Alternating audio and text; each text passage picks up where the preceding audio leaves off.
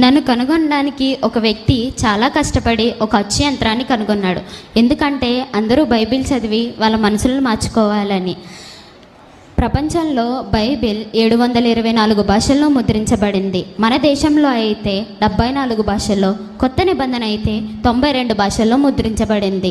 వీళ్ళు ఇంతలా కష్టపడి ఇన్ని భాషల్లో నన్ను ముద్రించడానికి కారణం అందరూ బైబిల్ చదివి వాళ్ళ హృదయాలను మార్చుకోవాలని.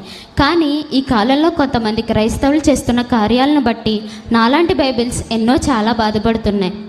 ఈరోజు మీ దగ్గరికి కొన్ని ఉదాహరణలు తీసుకొచ్చాను. అవేంటో చూద్దాం రండి. సంవత్సరాల తర్వాత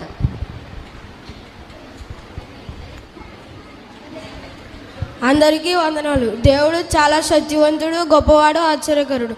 దేవుడు నాతో ఒకసారి మాట్లాడాడు. అప్పటి నుంచి నాకు సువార్త చేయాలంటే చాలా ఇష్టం. ఇది మా నాన్నగారికి చెప్తే చాలా సంతోషిస్తారు. నాన్నగారు చెప్పు నాన్న. నాకు సువార్త చేయాలని ఉందండి. సువార్త చేస్తావా? అవునండి. నేను ఇప్పుడు దాకా 10th లోనూ, ఇంటర్లోనూ, బీటెక్లోనూ డబ్బులు కట్టినంతా వేస్టేనా? అప్పు చేసి మరి కట్టాను సేవ చేయడానికా? అలా కాదు నాన్నగారు, దేవుడు నాతో మాట్లాడాడండి. నువ్వేం మాట్లాడద్దు. నువ్వు ఇంజనీర్ జాబ్ చేసి అమెరికాలో సెటిల్ అయితే నాకు డబ్బులు పంపిస్తే నేను అమరావతిలో సైట్లు, వైజాగ్లో ఫ్యాక్టరీలు కొని బిలియనర్ అవుతాం అనుకుంటే నువ్వేమో నన్ను బికార్ చేసేటట్టున్నావు. అలా కాదు నాన్నగారు. నువ్వేం మాట్లాడద్దు. పద, నువ్వు ఇంక ఇంజనీర్ జాబే చేయాలి.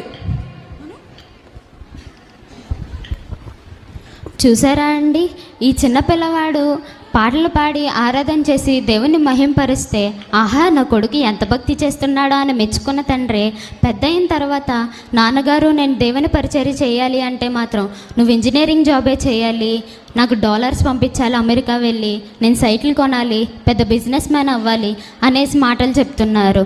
ఈ కాలంలో ప్రతి తల్లిదండ్రులు ఇలానే ఉంటున్నారా?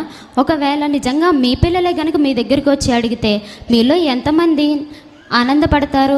ఎంతమంది ఒప్పుకుంటారు మీ పిల్లలు సేవ చేయడానికి? ఇప్పుడు మిమ్మల్ని ఇంకో ఆరాధనలోకి తీసుకెళ్ళిపోతున్నాను. అదేంటో చూద్దాం రండి.